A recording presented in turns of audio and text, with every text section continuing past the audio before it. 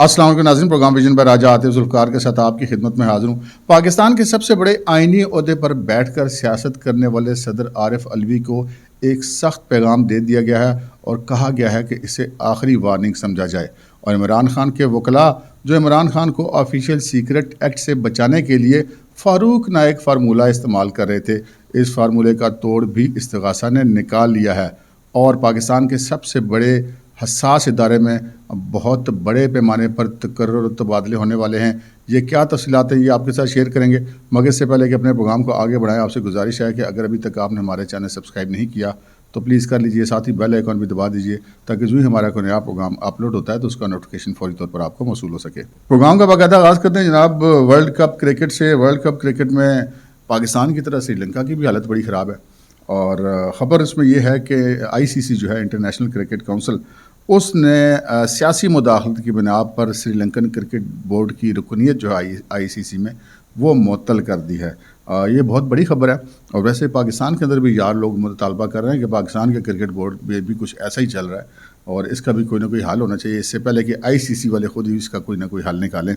अब अपनी दूसरी खबरों की तरफ बढ़ते हैं जनाब। आज बहुत अहम खबर ये थी कि एहतसाब अदालत इस्लामाबाद के जज मोहम्मद बशीर ने नवाज शरीफ साहब के ख़िलाफ़ जो तोशाखाना रेफरेंस है उसके अंदर जायदाद की ज़ब्ती का जो हुक्म जारी किया था वो हुक्म भी उन्होंने वापस ले लिया है और जो जायदादें बहक़ सरकार ज़ब्त की गई थी वो भी वापस करने का हुक्म जारी कर दिया है। ये जो जायदादें ज़ब्त करने का हुक्म था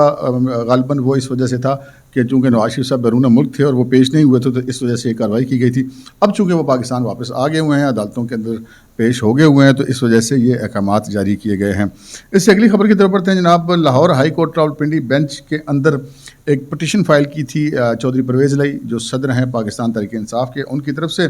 और ये कहा गया था उसमें होम सेक्रेटरी और जेल इंतज़ामिया को फरीक बनाया गया था और कहा गया था कि जी वो B क्लास को डिज़र्व करते हैं लेकिन उनको B क्लास नहीं मिली, बेहतर सहूलियात उनको नहीं मिल रही। वैसे हमारे पास जो इतलात है उनके मुताबिक तो चौधरी साहब को बहुत सारी सहूलियात मुयसर हैं। अच्छा, बाज़ कहता ऐसा भी होता है कि जेल हुकाम खुद भी कह देते हैं कि जाके हमारे खिलाफ पटिशन कर दो ताकि वो जो कुछ उनको सहूलियात दे रहे हैं उनको जस्टिफाइड किया जा सके। ये से एक अंदाज़ा है, हमारा जो तजर्बा है क्राइम रिपोर्टिंग का उसके वाले से आपके साथ बात करें। लेकिन जो Lahore high court Rawalpindi bench के जज हैं जस्टिस सदाकत अली खान, उन्होंने नोटिस जारी करते हुए जो होम सेक्रेटरी पंजाब हैं और जो जेल इंतज़ामिया है, जेल हुकाम हैं, उनको 17 नवंबर तक जवाब दाखिल करने का हुक्म दिया। तो अब इसकी अगली जो समाअत है वो 17 नवंबर को होगी। अब आते हैं जनाब एक बहुत बड़ी खबर की तरफ। जनरल परवेज़ मुशर्रफ मरहूम, उन्होंने पाकिस्तान में माशरा लगाया, उसके बाद वो सदर मुमलिकत भी बन गए। उसके बाद जब वो फारिग हुए तो उसके बाद उनके ख़िलाफ़ केस भी बना, आर्टिकल 6 का केस बना। आर्टिकल 6 के केस की दौरान ही वो बैरून मुल्क चले गए थे और बैरून मुल्क की उनका इंतकाल हुआ और पाकिस्तान उनकी तदफीन की गई। लेकिन जो उनकी 2 एप्लीकेशनें आज सुप्रीम कोर्ट ऑफ पाकिस्तान ने एक्सेप्ट की हैं, यानी जो परवेज़ मुशर्रफ साहब मरहूम हैं उनकी आप ये समझ लें कि रूह अब केस लड़ी है। अलबत्ता वकील उनके जो नहीं वो ज़िंदा हालत में पेश हो रहे हैं अदालत के अंदर।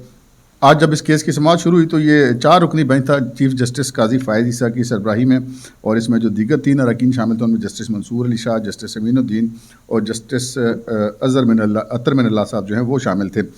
यहाँ पर जो खसूसी अदालत जो थी उसको कलअदम करार दिया गया था लाहौर हाई कोर्ट ने, और उस वक्त जस्टिस मज़ाहिर नकवी साहब लाहौर हाई कोर्ट के वो जज थे जिन्होंने वो उस अदालत को कलअदम करार दिया था। उस फैसले के ख़िलाफ़ जो अपील थी उसमें आमिद खान पेश हुए हैं अदालत में आज, और पाकिस्तान बार काउंसिल की तरफ से आबिद साकी पेश हुए, और सिंध हाई कोर्ट की बार की तरफ से रशीद रिजवी पेश हुए, और परवेज़ मुशर्रफ मरहूम की तरफ से सलमान सफ्तर पेश हुए, जिस पर अदालत ने कहा कि अच्छा है तमाम के तमाम वकला मौजूद हैं तो इस केस की समाअत कर लेते। तो उन्होंने ये कहा कि अच्छा यहाँ पे कुछ मुतफरक दरख्वास्तें थी कि जो अपील मुकर्रर समाअत के लिए की जा रही है उस हवाले से मुतफरक दरख्वास्तें थी, वो दरख्वास्तें भी उन्होंने मंजूर कर ली और उसके बाद जो अपील है वो भी बाकायदा समाअत के लिए मंजूर कर ली मुशर्रफ साहब की तरफ से, जो फोत होने के बाद जो है मंजूर की गई है। अदालत में आज की समाअत में जो चीफ जस्टिस साहब ने उन्होंने बड़ी हैरत का इज़हार किया और कहा कि 2019 से आज तक ये मुकदमात मुकर्रर क्यों नहीं हुए अदालत के सामने, और उन्होंने कहा कि कुछ अपीलें जो हैं वो 2019 की हैं, कुछ 2020 की हैं, तो क्या किसी वकील ने इल्तवा की कोई दरख्वास्त की हुई थी? तो जिस पर उन्हें जवाब दिया गया कि किसी वकील की तरफ से इल्तवा की कोई दरख्वास्त नहीं दी गई थी, जिस पर उन्होंने जो परवेज़ मुशर्रफ साहब के वकील थे सलमान सफ्तर, उनसे सवाल किया क्या किसी वकील की तरफ से मुकदमे की जल्द समाअत के लिए दरख्वास्त दी गई? تو سلمان صفدر نے کہا کہ جی بالکل نہیں دی گئی، کیونکہ جنرل پرویز مشرف جو تھے وہ بہت زیادہ بیمار تھے اور 2022 کے بعد سے تو وہ بولنے چالنے کی بھی پوزیشن میں نہیں تھے، تو اس وجہ سے جلد سماعت کی کوئی درخواست نہیں دی گئی۔ بہرحال عدالت نے ان کی متفرق درخواستیں بھی سماعت کے لیے منظور کر لی ہیں، اور جو باقاعدہ اپیل ہے وہ جو سزا جن میں ان کو پھانسی اور سزائے موت کا حکم تھا اس کے خلاف جو اپیل ہے وہ بھی سماعت کے لیے انہوں نے منظور کر لی ہے۔ اب بڑھتے ہیں اگلی خبر کی طرف، اور اگلی خبر ہے جیل کے اندر جو ٹرائل ہو رہا ہے آفیشیل سیکرٹ ایکٹ کے تحت، جو سائفر کیس ہے، اور اس کے اندر جو ہے وہ آج جو پیش کیا گیا عمران خان صاحب کو اور شاہ محمود قریشی صاحب کو، اور آج وہ جو چھوٹا کمرہ جہاں پہ پہلے عدالت لگتی تھی وہاں پر عدالت نہیں لگائے گی، بلکہ جیل کے اندر ایک بہت بڑا ہال نما کمرہ ہے جس کو کمیونٹی ہال کہا جاتا ہے جیل کے اندر، میں نے ویسے وہ دیکھا بھی ہے، وزٹ بھی کیا ہوا ہے، تو اس ہال کے اندر جو ہے وہ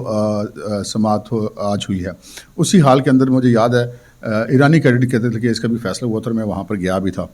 تو خیر آج وہاں پر تمام لوگ موجود تھے، دونوں ملزمان موجود تھے، اور جو سرکاری وکلاء تھے جو استغاثہ کے ایف آئی اے کی طرف سے جو پراسیکیوٹر تھے سعید ذوالفقار عباس نقوی اور شاہ خاور، وہ بھی موجود تھے، اور لیکن وہاں پر ایک عجیب و غریب جو چیز تھی وہ یہ تھی کہ جو عمران خان صاحب کے اور شاہ محمود قریشی کے تمام وکلاء آج موجود نہیں تھے، یعنی کہ کوئی ایک وکیل ان کا نہیں ہے، کوئی مطلب 10-12 وکیل ہیں جو کہ پیش ہوتے ہیں، ان میں سے کوئی ایک وکیل بھی آج عدالت میں نہیں آیا، اور یہ ایک تحریری درخواست پیش کی گئی عدالت کے اندر کہ جی وکلاء جو ہیں وہ لاہور میں ہیں اور لاہور سے وہ سماعت کی وجہ سے نہیں آ سکے، لہٰذا مقدمے کی سماعت ملتوی کی جائے۔ جن 3 گواہوں کو عدالت نے نوٹس جاری کر کے طلب کیا ہوا تھا وہ بھی عدالت میں موجود تھے، کہ ان کے آج بیان ریکارڈ ہونے تھے اور ان کے اوپر جرح ہونی تھی، لیکن یہ سب کچھ نہیں ہو سکا، اور عدالت نے جب یہ پوچھا کہ بھائی یہ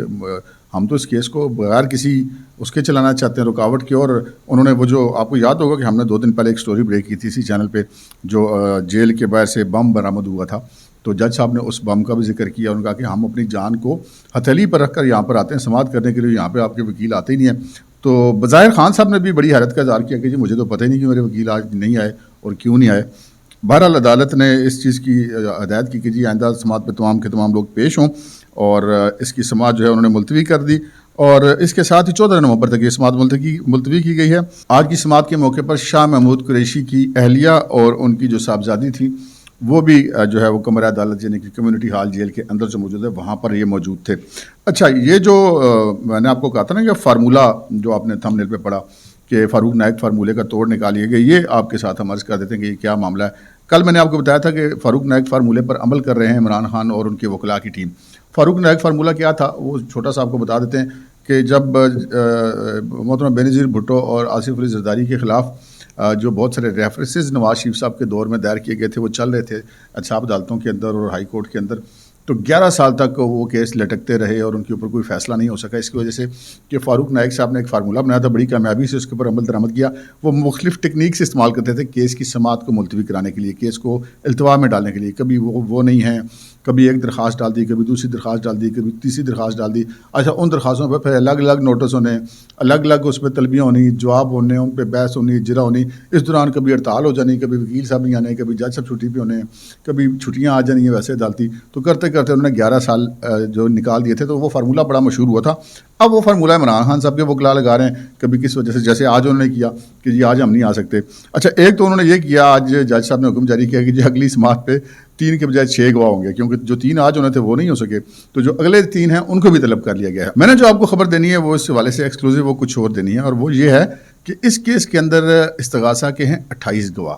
اب 28 گواہوں کے بیانات، ان کی طلبیاں، جرا، یہ بڑا لمبا چوڑا پروسیس ہے، بیچ میں خان صاحب کے وکیل بھی لٹکانے کی کوشش کرتے رہتے ہیں فاروق نائک فارمولے کے تحت، لیکن اب جو پروسیکیوشن ہے اس نے اس کا توڑ نکال لیا ہے۔ ہمیں جو ذرائع نے بتایا وہ یہ بتایا کہ گواہوں کی تعداد تو 28 ہے، لیکن جب یہ 3، 6، 8، 10 جتنے بھی گواہ ہوں گے اور استغاثہ جو ہے کہ وکلاء آپس میں مشورہ کر کے دیکھیں گے کہ اب ہمارا کیس سٹرانگ ہو گیا ہے، اگر ہمارا مزید کوئی گواہ نہ بھی قلم بند کیا جائے تب بھی کیس اتنا مضبوط ہو گیا کہ اس کے اوپر فیصلہ کروایا جا سکتا ہے، تو وہ عدالت کو درخواست دے دیں گے کہ جی باقی گواہوں کی جو استغاثہ والی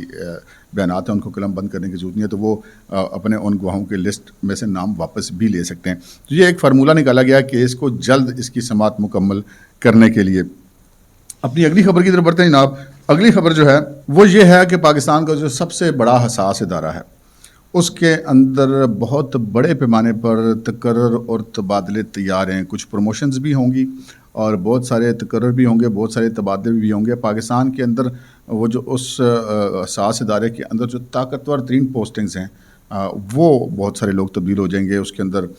مختلف علاقوں کے بڑے اعلیٰ ترین افسران بھی شامل ہیں, مختلف ڈپارٹمنٹس کے بھی بڑے اعلیٰ ترین افسران شامل ہیں. تو یہ اب چونکہ ایک حساس ادارہ ہے تو اس لیے ہم نام لینا مناسب نہیں ہے, لیکن اتنا ضرور ہم آپ کو بتا دیتے ہیں کہ کسی بھی وقت آپ کو خبر آئے گی اور آپ کو یہ نظر آئے گا کہ پوری کی پوری ہیرارکی ہی بدل دی گئی ہے. یعنی کہ آرمی چیف صاحب نے یہ کرنے ہیں تبادلے, وہ جب تبادلے کریں گے تو جتنے ان کے رائٹ لیفٹ آگے پیچھے جو امپورٹنٹ پوسٹ ہیں جو لوگ روزانہ کی بنیاد کے اوپر آرمی چیف سے رابطے میں رہتے ہیں یا ان کے ساتھ جو ہے وہ ان کے احکامات کے اوپر عمل درآمد کراتے ہیں, وہ تمام کے تمام لوگ آپ کو تبدیل ہوتے ہوئے نظر آئیں گے. اچھا, اب آتے ہیں ہم اپنی اس خبر کی طرف جو کہ ہماری ایک اور ایکسکلوزیو خبر ہے. صدر عارف الوی, جن کو میں عموماً ڈیلی ویجز کا صدر کہتا ہوں کہ مدت وہ پوری کر چکے, نیا کنٹریکٹ ملا کو نہیں, تو اب تو وہ بس دن ہی گزار رہے ہیں اور ان کا زیادہ سے زیادہ دلچسپی اسی میں کہ کسی طریقے سے پیسے بڑھا لوں. جیسے کہ انہوں نے یہ کہا کہ جی میری 2021 سے تنخواہ بڑھائی جائے اور مجھے وہ پچھلے سارے ایریز بھی دیے جائیں. تو خیر وہ یہ کام تو اس طرح کے کرتے ہی رہتے ہیں. تو وہ جو ہے وہ کچھ عرصہ وہ خاموش رہے تھے کہ وہ چونکہ اس عہدے کا ایک تقاضا ہے, یہ ایک آئینی منصب ہے, اس پر بیٹھے ہوئے شخص کو سیاست میں مداخلت نہیں کرنا ہوتی ہے. لیکن انہوں نے جناب خط لکھ ہمارا نگران وزیر اعظم کو اور کہا کہ جی وہ پی ٹی آئی کے ساتھ جو نہیں بڑی زیادتی ہو رہی ہے. تب پی ٹی آئی کے ساتھ زیادتی ہو رہی ہے تو جناب آپ صدر مملکت ہیں, کیا آپ نے مسلم لیگ نون کے ساتھ تو ان کی جو پوری پارٹی اندر ڈل گئی تھی, آپ نے اس وقت بھی کوئی خط لکھا تھا اس وقت کے وزیر اعظم کو, عمران خان کو؟ آپ کی اتنی جرت تھی, آپ کی تو آواز نہیں نکلتی تھی. آپ کی تو پوزیشن یہ ہے کہ آپ ایوان صدر میں بطور صدر بیٹھے ہوئے تھے, اور جب آپ نے بڑی مشکل سے ترلے کر کے جنرل باجوہ کے ساتھ عمران خان کی ملاقات ارینج کروائی تو عمران خان نے آپ کو یہ کہا الوی باہر نکل جاؤ. مطلب اتنی سی تو آپ کی وہ ہے, اور اس پارٹی کے لیے آپ اتنا کچھ کرتے پھر رہے ہیں. تو بہرحال جی ان کو پہلے بھی وارننگ دی گئی تھی, کچھ دن ان کو افاقہ رہا تھا, لیکن اب ذرائع کا یہ کہنا ہے کہ جی اب ان کو ایک بڑا سخت قسم کا پیغام دے دی گئی ہے, سنگین وارننگ دی گئی ہے, آخری تنبیہ کر دی گئی ہے کہ بھائی صاحب باز آ جاؤ. اگر آپ باز نہیں آئیں گے تو پھر یعنی کہ اگر آپ باز نہیں آئیں گے تو ورنہ کے آگے جو کہا گیا وہ الوی صاحب کے لیے کافی پریشان کن ہے. اب بہت سارے معاملات ہیں, ان کی جو اپنا بزنس بھی ہے, ان کی فیملی کا بزنس بھی ہے, وہ ڈینٹل اسپتال شال بہت سارے معاملات ہیں. تو وہ پھر سارے معاملات جو ہیں وہ پھر